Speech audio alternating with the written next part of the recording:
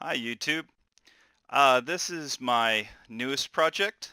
I have some other projects to show, but this one's the one I'm going to show today.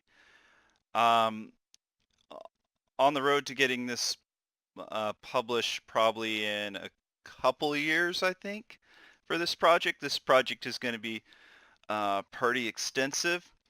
I have a cube here that looks like um, this is kind of a test scene. At the same time, I'm always constantly running some kind of test of code.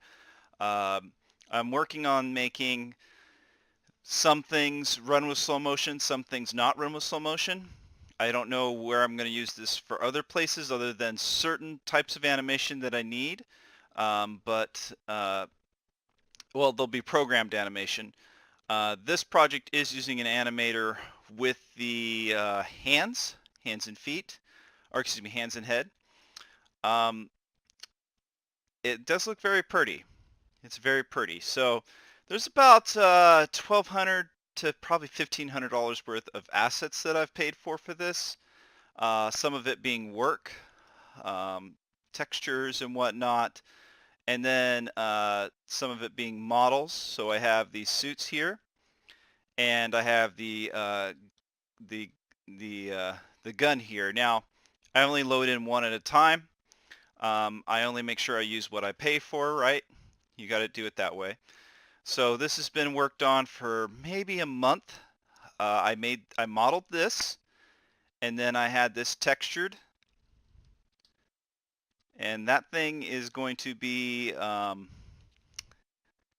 the inside is a vending machine setup. So let me show here.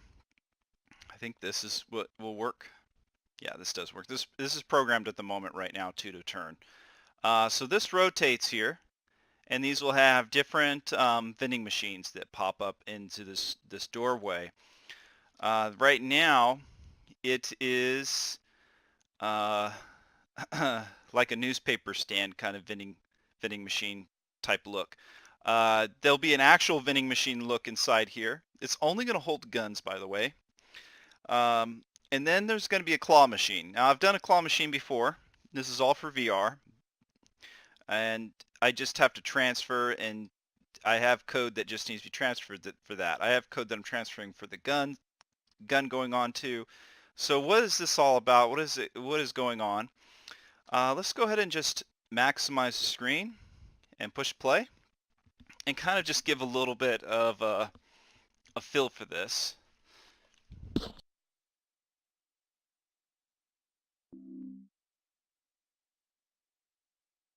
Hold on, I got to turn off slow motion first.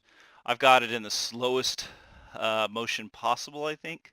It's on a test chamber right now, so test scenario, I mean. Go to the code real quick, turn that off.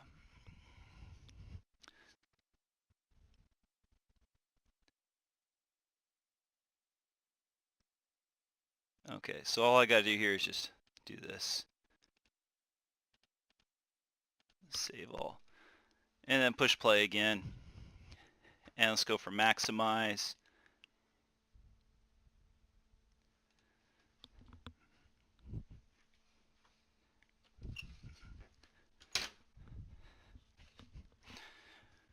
Okay, start it over. Alright, so first thing you see is a little bit of an insult from the character, and then you realize that you are that character. For the purpose of this video, I have the controllers on to kind of show where your hands are at the time. I have chains here. These are programmed chains. They're not chains. They're not rigid body chains. They're not physics with Unity chains. No, these are programmed in chains. So I'm going to add some swing code to that, but right now it's all based on angle locking. So you'll see if I try to twist and whatnot, it will not mesh cut. Again, the cube is for testing things. So I have over here, you push this left, you can push this right. There's a keypad here. The keypad is going to be for passwords. You figure out the passwords, and this will rotate a secret vending machine type. So the greatest thing about this is the inside of this thing. I can programmatically make as many as I want, infinitely. because I can set them up, and when you go to rotate, a different machine can show up. So I can come up with some crazy designs and whatnot. This is where you would get your guns from. This is one of the guns right here. To grab it, I've been working on as much realism with this as I can. I'm not going to go, for perfect realism, but I'm going to go pretty awesome. When I go to grab it, I have to have my hand in the right spot to grab it. So I push the grip, and this is demonstrating where the controller is at the moment. This is what I've programmed called a heavy object. And you can see that it looks like where my controller is, this is straight up, but the gun is down below. This is kind of how a heavy rifle would feel. There's a pivot back here by the stock end. When you do a two hands, you can actually feel it come up nice and straight.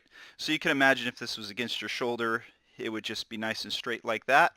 So I've been kind of holding, for the time being, heavy rifles and testing what this should feel like so that I could get that same kind of feel. That's what I've been looking at. So it does feel pretty awesome.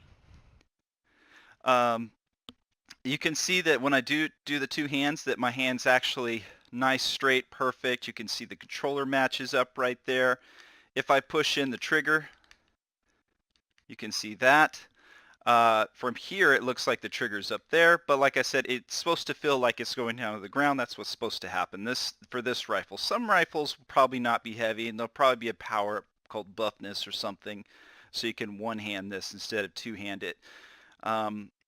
You can cock the gun. So from here, you'll notice that my fingers go into this nice and smooth transition, so I can cock this.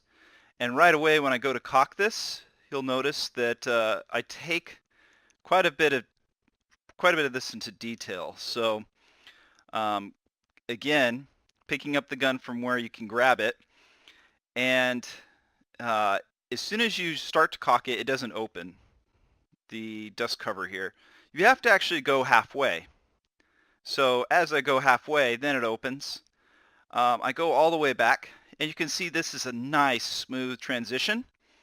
There's a lot of code here that does this, checking direction and whatnot. You can see here with the controller. And when you let go too, it's supposed to feel nice and smooth, your hand comes back. You can let go at any time you want to. And you can see I can even do it slow. And no matter where I move my controller, I will always have the starting position from the front. So there's a lot going on there that actually does that. It looks very nice. You can eject the magazine with hitting your finger here to there, or you can do that by hitting a button on the controller as well. So we have an ambidextrous magazine release, and you can probably see, it's kind of hard that you can see that actually moving like it should, both sides. Here, here, and here, like as if it was. Okay, and then also we have the switch. So the switch on both sides too, in case if you swapped hands, you could still go ahead and push that. Another thing is you can, switch hands. Kind of cool, huh? You can close this bolt right here, or this dust cover right here. So I'm going to go ahead and you just put your hand near there, and then you hold the grip, and you can push it up as you want, as far as you want. I can let go, and you can actually see it come down, like as if it was the real one. It can go all the way up. It's shut, and then you can recock it. So picking up the magazine, you can throw the magazine. You can't reload the magazine yet. You can't fire yet. That stuff's coming very soon. I've been, perfecting as little things as possible first. Other things that I'm going to be doing and plan to do is the, I'm trying to remember what some of this stuff is called. I'm going to be programming this, and programming malfunctions with the rifle. Just so in game you can have a malfunction. Very possible, but unlikely.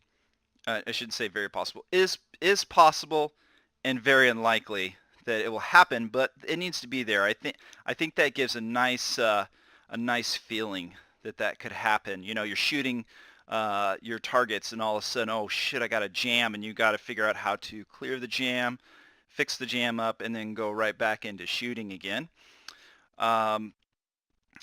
As we can see, this is looking very pretty. This is what this is planned to be soon. I'm kind of leaving it secretive until I get there. I do have big plans for this. I'm probably going to spend at least another $1,000 or so on assets, and everything will be programmed by me. I will make anything I need to, but probably texturing, some material shader kind of stuff I don't know. Might end up, oh, I have to get stuff like muzzle flash, sound effects, and whatnot. I'm going to be paying for a lot of that stuff too. So, but this is, I'm very positive is going to come out really nice.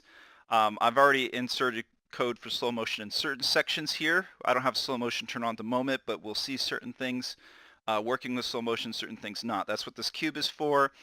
I'm testing things that I've already been successful with. So I have where I choose what things are going to be in slow motion, what aren't. That has to be done with animation plus code. You have to think about which way you're doing what. So if I want to have something rotating like this cube, for instance, I'm not going to do that in animation. I'm going to do that with code. And I want to be able to tell how much time has gone on while it's in slow motion. So 10 seconds of slow motion and 10 seconds while in slow motion that are actually 10 seconds. So that kind of stuff is all going to be put together. It's going to be used with the rifle in certain parts that need to be animated, such as pulling the trigger. Pulling the trigger is not going to be slow motion, because when you think about it, you probably won't have a lot of fun doing that if everything goes in slow motion. Certain things have to be and certain things don't have to be. So this is the newest project I'm working on, and it's getting very pretty. Very, very pretty. And I really think this is going to take some time, because no matter how much I work on it, I'm always polishing everything. I've had to fix this up. This gun asset, it's like the $300 pack. I forget the name of it. It's expensive Ultimate FPS gun pack through the Unity store. I can't remember the person's name, but I found multiple issues across the board on this that I have. Like, I opened up Blender and I start fixing things that I like. I didn't like the fact you could see a crack in the buffer tube area here. In VR, I was actually seeing through that section. I was like, what's going on? So I went and I fixed that. I addressed some other things, some things that need to be cut off, separated, some things that weren't sharpened correctly. You know, it's just these things, I see them and I get where, like, oh, I got to do this, I have to do that, and then I have to do this, and then I have to do that.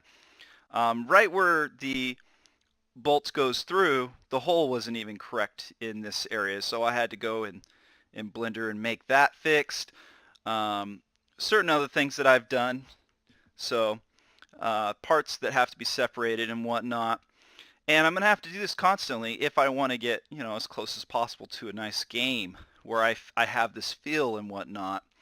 But I'm not going to pay for any programming. I'm going to do all the programming. I don't care how much I have to do. As far as making everything pretty, it's got to be, you'll notice that the emissions kind of glow, and then they glow less. I guess they come on and glow less as well, is the best way to say. So you'll see certain things glowing and certain things not.